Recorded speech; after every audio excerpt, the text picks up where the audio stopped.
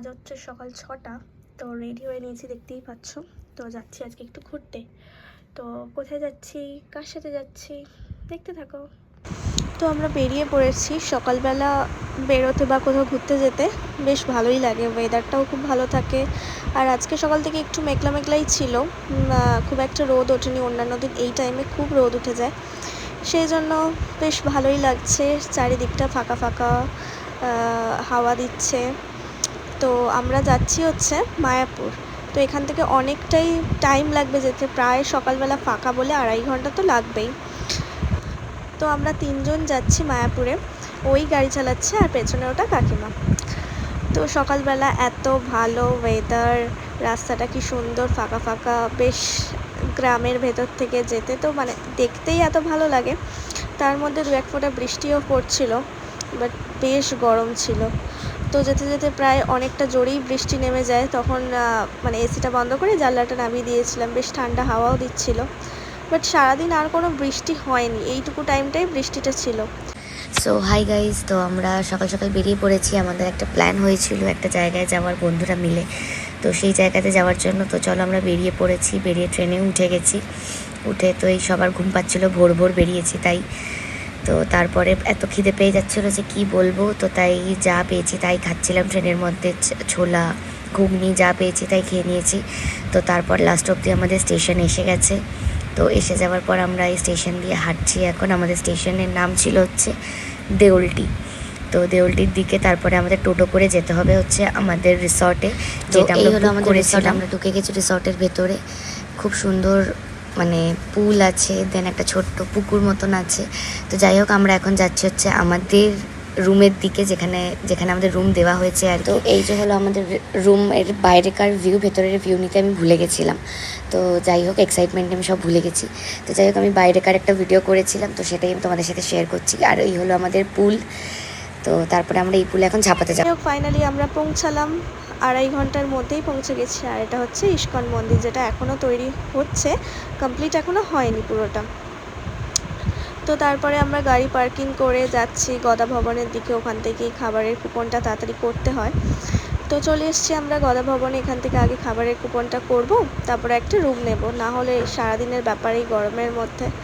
তো দেখো, আমরা রুমে গিয়ে একটু চেঞ্জ করে ফ্রেশ হয়ে নিয়ে, ড্রেসটাও চেঞ্জ করে নিয়েছি, আমি একটা কুর্তি পরেছি। তো এখন যাচ্ছি হচ্ছে মন্দিরে। তো মন্দিরে ফোন অ্যালাউ করে না, সেই জন্য ফোন ব্যাগ সব কিছু রেখেই আমাদের মন্দিরে ঢুকতে হচ্ছিল। আর এই আমাদের ভবনটার বাইরে কয়েকটা দোকান ছিল, কুর্তি, র্যাপার এইসব বিক্রি হচ্ছিল। তো দেখো, যে মেন বড় মন্দিরটা এখনও তৈরি হচ্ছে বললাম, সেটা এখান থেকেও দেখা যায়। মানে বিশাল মানে এলাকা নিয়ে। তো এখন তৈরি হতেও মিনিমাম আরও কয়েক বছর লাগবে। তো রাস্তায় যেতে যেতেই এইসব তিলক ফিলক দিয়ে দিয়েছে। আর আমরা যাচ্ছি হচ্ছে এই মন্দিরটায়। এই মন্দিরটায় ফোন সব মানে প্রায় সব মন্দিরেই ফোন জমা রাখতে হয়। তো এটাতেই ফার্স্টে যাব, এটাই বলে এখানকার রাধাকৃষ্ণের বড় মেন মন্দির। তো তখন ফোন জমা নিচ্ছিল না, বললো একটু ঘুরে আসতে। তো কি করব, তারপরে আমরা মন্দিরের চারদিকটা ঘুরছিলাম, বেশ ঠান্ডা ঠান্ডা হাওয়া দিচ্ছিল। আর এই যে দেখো, এইখান থেকে পুরো মন্দিরটা দেখা যাচ্ছে। এখনও তৈরি হতে অনেক সময় লাগবে, বাট যেটুকু হয়েছে দেখতে তো খুবই সুন্দর লাগছে। তো এটা পুরোটা কমপ্লিট হলে তো আরও বেশি সুন্দর লাগবে। তো যাই হোক, এখন এখানে আশেপাশে অনেক কাজও চলছে। আর রাস্তায় দেখেছো কত রোদ, আমি আর কাকিমা ছাতা নিয়ে দাঁড়িয়েছিলাম, প্রচণ্ড রোদ উঠেছে, বৃষ্টি হলেও গরমটা যাচ্ছে না।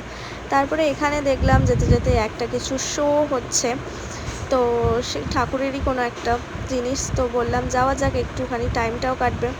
তো দেখো, দেখতে দেখতে কাকে দেখতে পেয়েছি, এটা আই থিঙ্ক গিরগিটি। তো আমি এরকম ফার্স্ট টাইমই দেখলাম, এর আগে এরকম পথে ঘাটে দেখিনি।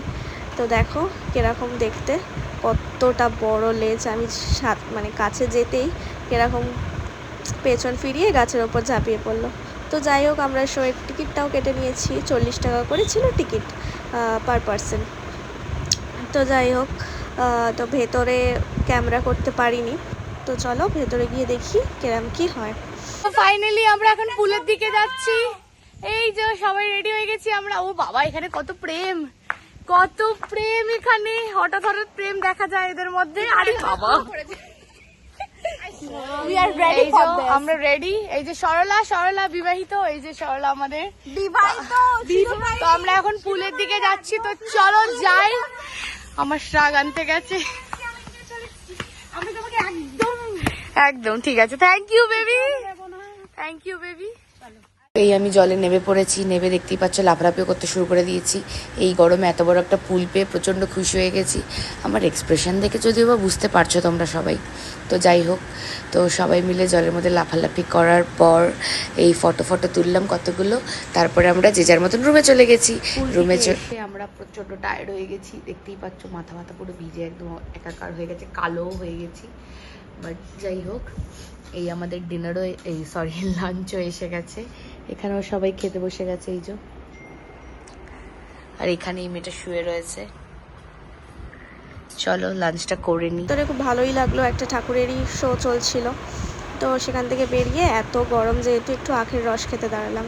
তারপরে লাঞ্চ টাইম, দুপুরবেলা চলে এসেছিলাম। 1টা থেকে এরা খাবার দেওয়া শুরু করে, তো আমাদের আস্তে আস্তে 1:30 বেজে গেছে। তো আমরা কুপনটা 150 টাকার কেটেছিলাম বলে আমাদের এরকম টেবিল চেয়ার, না হলে তো যারা মায়াপুর আসে মানে মাটিতে বসিয়ে ওরম করে খাওয়াটাই আমরা জানি।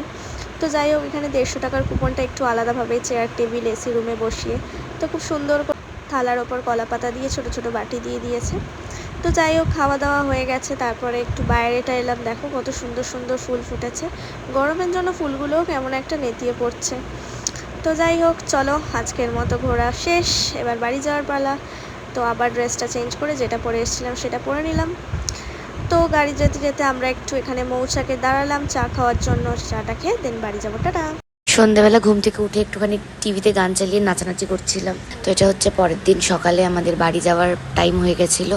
তো একটু দোলনা ঝুলে টুলে নিয়ে বেরিয়ে পড়েছি। তো গাইস, কালকে আমরা এত দাপাদাপি করার পর ফাইনালি বেরিয়ে গেছি।